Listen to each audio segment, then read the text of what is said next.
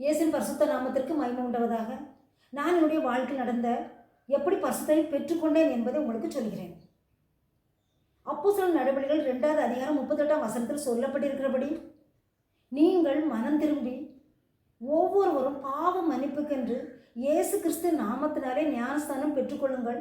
அப்பொழுது நீங்கள் பரிசுத்த ஆவியை வரத்தை பெறுவீர்கள்.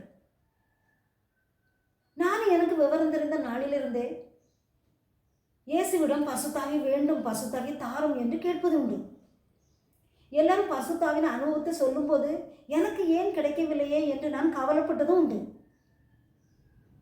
நான் என்றைக்கு மூலிகை ஞானஸ்தானம் எடுத்து 5 மாதம் கழித்து ஒரு கிறிஸ்துமஸ் அன்றைக்கு ஒரு 3 மணி அளவில் நான் எல்லா வேலையும் செய்துவிட்டு படுத்திருக்கும் போதுதான் அசந்த நேரத்தில் வானத்திலிருந்து மடமடமடவென்று பெரும் மழையால் என் மேல் ஊற்றியது.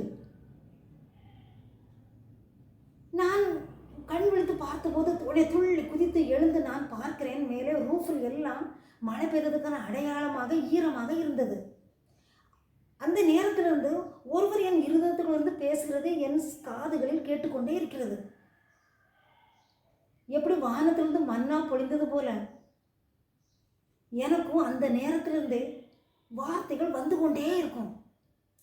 இந்த வார்த்தை எங்கிருந்து வருது, எப்படி வருது என்று எனக்கு தெரியாது. நான் உடனே ஒரு டைரி எடுத்து அந்த வார்த்தையை எழுதுவேன். ஏனென்றால் எனக்கு ஒரு வார்த்தையுமே அப்போது நான் அறியவில்லை. அப்படி அறியாத என்னைத்தான் இந்நாள் வரை நான் கேட்டவுடன் எனக்கு வார்த்தையோடு பேசுவார். பெரியமானவர்களே, நீங்கள் இந்த உன்னதத்தின் ஆவியை பெற்றுக்கொள்ள நீங்களும் மூலிகை ஞானஸ்தானம் எடுங்கள், மனம் திரும்புங்கள், பாவ மன்னிப்புக்கென்று ஞானஸ்தானம் பெற்ற பிறகு காத்திருங்கள்.